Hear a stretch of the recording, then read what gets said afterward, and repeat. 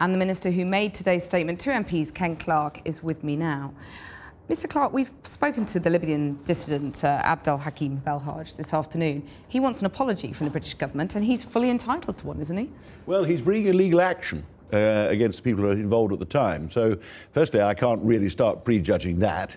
And that will either be resolved or will be fought out in court, and we'll find out more about these incidents in Tripoli, which first came to light when one of Gaddafi's henchmen fled, leaving a lot of papers behind. But what you certainly can comment on is today we have this report that Britain was inappropriately involved in rendition and turned a blind eye to torture. You owe the victims of that an apology, do you not? No, well, firstly, the judge did say that may have been the case. That's why he said there are 27 issues that do need to be explored, and the government's just as anxious to get this inquiry properly underway and get these matters resolved, find out what lessons we can learn, and see whether the new tough measures we put in, we've altered all the guidelines they operate under. We've actually tried to ensure proper guidance to people in the field, proper reporting to ministers and proper accountability already. But the judge, unfortunately, was not able to finish his inquiry. We can't set up another judge-led inquiry because we're waiting for the police investigations to be completed, and after 3 years, they're still investigating. But in a very few weeks, he's made a mockery of the government's claims for years and years, repeatedly, that the government had no involvement in or complicity in rendition or didn't condone torture in any way. I mean, he's really made a mockery of that, hasn't he? Well, to try to sort it out, the Prime Minister said he was setting up a judicial inquiry as one of the very first things we did when we came into office.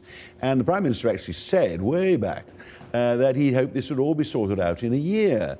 Unfortunately, what has stopped us taking this to its conclusion is the police, who quite rightly are investigating these things, firstly spent a long time investigating the Guantanamo Bay cases, then said nobody was going to be prosecuted, then started on the Libyan cases. And you can't have a judicial inquiry, publishing some evidence as it goes along, running parallel to criminal investigations which might lead or might not lead to a criminal trial. That's why we've turned to this parliamentary committee, which again, this government has given very important new powers to, so that we can get on with it and inquire into these things. The powers to demand evidence rather than request it. I mean, it's kind of souped up powers, but do you really believe that the Intelligence and Security Committee is going to get to the truth? When you look at their questioning of the spy chiefs just last month, I mean, they gave the spy chiefs the questions in advance, and the line of questioning was so supine that the next day the headlines were pussies galore, and that got it just about right, didn't it? Well, they made a great thing of their first appearance of the agency heads. It's quite usual to tell the witnesses before a select committee what the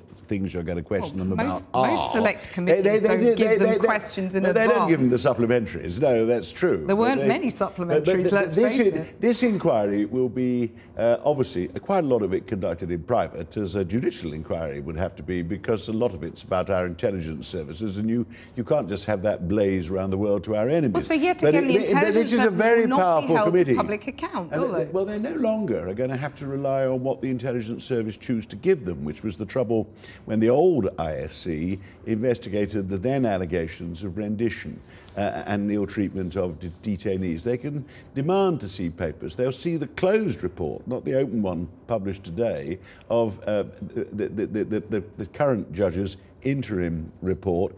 I think you're prejudging what we spent a lot of trouble last year putting in place, which is a new, powerful parliamentary committee. But you've got no guarantee that the spy chiefs will cooperate with that inquiry. Well, I think it'd be very unwise not to, is all I would say, because most people would presume their guilt if they did that. Now, I'm as keen. I mean, I used to campaign with Andrew Tyree about rendition when I was in opposition. I haven't done a sort of change of mind. I want these serious allegations, which have done damage to our reputation, to be properly investigated. But you've got to allow the witnesses to come forward and give their account of events. OK, you said a year ago that after all of these inquiries, the police inquiries and so on were over, that you would reconvene this judge-led inquiry. Is that still your intention? We haven't ruled it out, but if the ISC do, let's give the ISC a chance. We went to great lengths to make sure everybody was accountable. When they produce their report, we see whether their inquiry has satisfactorily, one way or the other, made findings and recommendations, then that's when we'll take a final decision on judicial inquiry. There's no point in keeping inquiring on the same things. But at the moment, we are able to get on with the Parliamentary Committee, we've no idea how long we'd have to wait before a judge could be appointed. Just very quickly, on the day of the Woolwich murders, seeing the government complicity potentially in torture and rendition, that is the very thing that radicalises young Muslims in Britain, isn't it? Well, precisely. We've got to make clear that what we're doing is protecting citizens and that we are actually upholding the values we're defending. I want a tough intelligence service. I want ours to be as good as anywhere in the world. I want them to steal our enemies' secrets, and I want them to infiltrate organisations. I want them to know in advance when people are plotting against us. But at the same time, we have ethical standards. I want them to follow those. It is absolutely important that what they do is proportionate to the serious risk. We're only acting against serious enemies, and they've got to have ministerial approval, and they've got to be accountable to ministers and Parliament. Now, we're getting on with getting the committee to look at all this history and then just check that what the government's already done is adequate to make sure that we can be more confident in future. Ken Clarke, thank you very much for joining me.